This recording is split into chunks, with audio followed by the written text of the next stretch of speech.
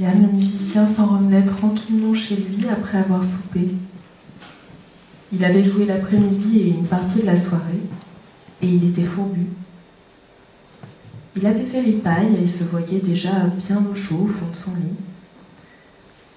Il eut à peine le temps de faire un bond de côté pour ne pas se faire renverser par la charrette. Le cheval se cabra et l'attelage s'arrêta brusquement.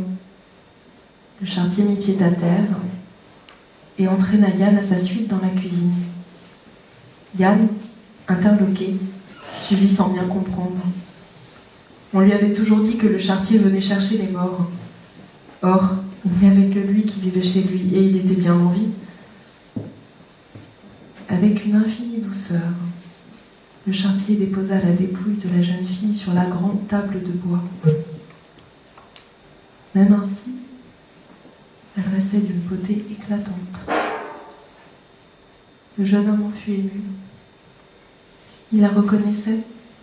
Elle l'avait salué le matin même en partant vers la forêt. Il ne l'avait pas revue à la fête. Jouer pour elle, pour qu'elle trouve le repos. Jouer lui un air, quelque chose de beau, quelque chose de doux, quelque chose qui apaise l'horreur de sa nuit.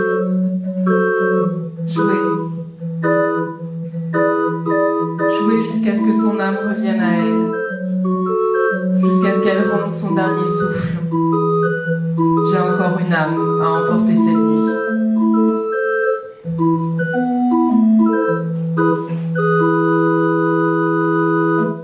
Le charretier franchit aussitôt la porte et file dans la nuit.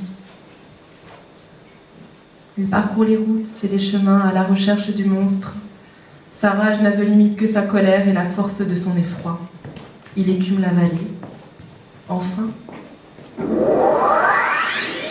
il repère ses traces. Enfin, il le voit au loin.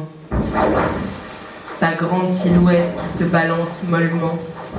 Repu, il rentre chez lui. Il rentrait. Il ne rentrera pas. Le charretier le saisit par le col et le soulève de terre. Alors, mon gaillard, on aime se promener la nuit? On aime chasser les soirs de fête? On ne sait pas qu'on ne doit pas se promener seul par les chemins. On pourrait faire de mauvaises rencontres. Heureusement que je suis là pour vous raccompagner. Non, non merci, j'habite tout près. Le charretier n'écoute pas. Il le jette dans la charrette et lance le cheval au galop. Les routes défilent. Et peu à peu, le décor change. Les chemins se ressemblent, mais leurs abords se peuplent d'ombre. Des silhouettes fantomatiques se rassemblent pour les regarder passer. L'homme croit reconnaître des gens qu'il a connus jadis. Ce n'est pourtant pas possible. Ils sont morts et enterrés. À moins que... Laissez-moi descendre. La charrette s'arrête. L'homme regrette aussitôt ses paroles. Il ne veut pas encore descendre. Pas ici, pas en plein royaume des morts. Votre nouvelle demeure. La charrette s'est arrêtée devant une lourde porte de fer forgé, gardée par deux grandes bêtes. Le jeune homme s'avance jusqu'à la porte. Les battants s'ouvrent dans un grincement. Bienvenue, monseigneur, dit la première bête.